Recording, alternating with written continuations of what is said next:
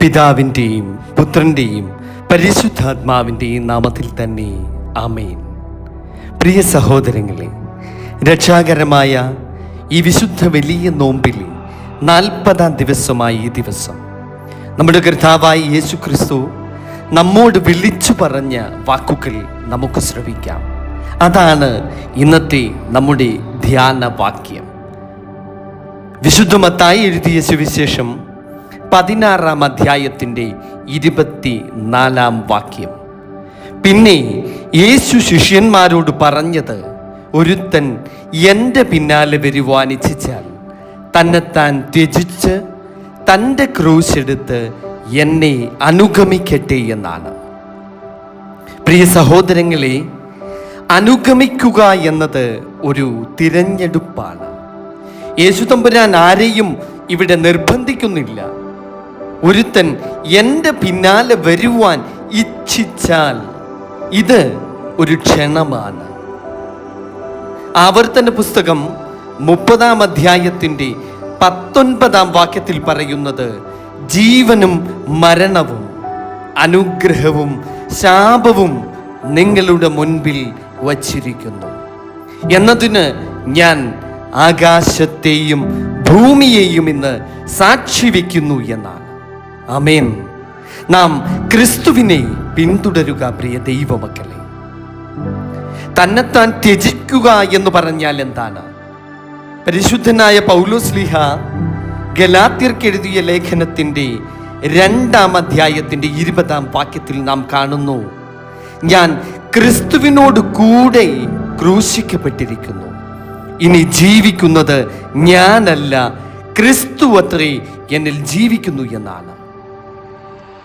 നമ്മുടെ അഹങ്കാരം, നമ്മുടെ സ്വാർത്ഥത, നമ്മുടെ പാപ സ്വഭാവം, ഇവയെല്ലാം നാം ത്യജിക്കണം. എന്നെ അനുഗമിപ്പാൻ ഒരുത്തൻ ഇച്ഛിച്ചാൽ അവൻ തന്നെത്താൻ നിഷേധിച്ച് നാൾതോറും തൻ്റെ ക്രൂശ് എടുത്തുകൊണ്ട് എന്നെ അനുഗമിക്കട്ടെ എന്നാണ് വിശുദ്ധ ലൂക്കോസ് എഴുതിയ സുവിശേഷത്തിൻ്റെ 9-ാം അധ്യായത്തിൻ്റെ 23-ാം വാക്യത്തിൽ നാം കാണുന്നത്. നാൾതോറും തൻ്റെ ക്രൂശ് എടുക്കുക എന്നാണ് ഇവിടെ കാണുന്നത്. ത്യാഗം ഒരു നിമിഷത്തേക്കല്ല, അത് ദിവസേനയുള്ള ഒരു പ്രക്രിയയാണ്. അതാണ് നാൾതോറും തൻ്റെ ക്രൂശ് എടുക്കണം എന്ന് ഇവിടെ പറഞ്ഞിരിക്കുന്നത്. ക്രൂശ് എന്നത് എന്താണ്? ക്രൂശ് വേദന മാത്രമല്ല, അത് സഹനങ്ങൾ, നിരസനം, അപമാനം, ആത്മീയ പോരാട്ടങ്ങൾ, ഇവയെല്ലാം ക്രൂശുകൾ തന്നെയാണ്. ക്രിസ്തുവിന്റെ കഷ്ടങ്ങളിൽ പങ്കാളിയാകുക എന്നാണ് 1 പത്രോസ് 4-ാം അധ്യായത്തിൻ്റെ 13-ാം വാക്യത്തിൽ പറഞ്ഞിരിക്കുന്നത്. നാം ആ ക്രൂശ് ഏറ്റെടുത്ത് നടക്കുമ്പോൾ നമുക്ക് അനുഗ്രഹമുണ്ടാകും. ആമേൻ. അവനോട് കൂടെ തേജസ്കരിക്കപ്പെടേണ്ടതിന് അവനോട് കൂടെ കഷ്ടമനുഭവിച്ചാൽ അത്രേ എന്നാണ് റോമർക്ക് എഴുതിയ ലേഖനം 8-ാം അധ്യായത്തിൻ്റെ 17-ാം വാക്യത്തിൽ നാം കാണുന്നത്. അപ്പോൾ നാം സഹിക്കുന്ന ഓരോ വേദനയും ദൈവ മഹത്വത്തിലേക്ക് നമ്മെ മാറ്റുന്ന ഒന്നാണ് എന്ന യാഥാർത്ഥ്യം നാം മനസ്സിലാക്കേണ്ടിയിരിക്കുന്നു.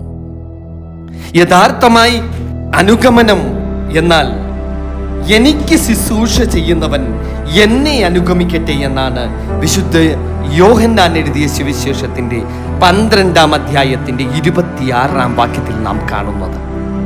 അനുഗമനം വാക്കുകളിൽ മാത്രമല്ല, അത് നിത്യജീവിതത്തിൽ പ്രകടമാകണം. വിശ്വാസത്തിൻ്റെ നായകനും പൂർത്തി വരുത്തുന്നവനുമായ യേശുവിനെ നോക്കുക. തൻ്റെ മുൻപിൽ വച്ചിരിക്കുന്ന സന്തോഷമോർത്ത് അവൻ അപമാനം അലക്ഷ്യമാക്കി ക്രൂശിനെ സഹിക്കുകയും ദൈവസിംഹാസനത്തിൻ്റെ വലതുഭാഗത്ത് ഇരിക്കുകയും ചെയ്തു. ഈ രക്ഷാകരമായ ഈ വിശുദ്ധ വലിയ നോമ്പിൻ്റെ 40-ാം ദിവസമായി എന്ന് നമുക്ക് നമ്മോട് തന്നെ ചോദിക്കാം, ഞാൻ എൻ്റെ ക്രൂശ് ഏറ്റെടുക്കുന്നുണ്ടോ? ഞാൻ യേശുവിനെ യഥാർത്ഥത്തിൽ അനുഗമിക്കുന്നുണ്ടോ? മഹാകാരുണ്യവാനും സ്നേഹസമ്പന്നനുമായ ഞങ്ങളുടെ സ്വർഗസ്ഥ പിതാവാം ദൈവം, ഞങ്ങളുടെ ക്രൂശ് ഏറ്റെടുക്കുവാനുള്ള മനോധൈര്യവും തമ്പുരാനെ ശക്തിയും ഈ വിശുദ്ധ നോമ്പിലൂടെ അടിയങ്ങൾക്ക് നീ അവിടുന്ന് പ്രദാനം ചെയ്യണം. നിന്നെ പിന്തുടരുവാനുള്ള കൃപ അടിയങ്ങൾക്ക് നൽകണം. സർവ്വതും ഞങ്ങൾക്കായി ജീവൻ വെച്ച യേശു ക്രിസ്തുവിന്റെ നാമത്തിൽ തന്നെ ആമേൻ. സ്തോത്രം. ഹല്ലേലൂയ.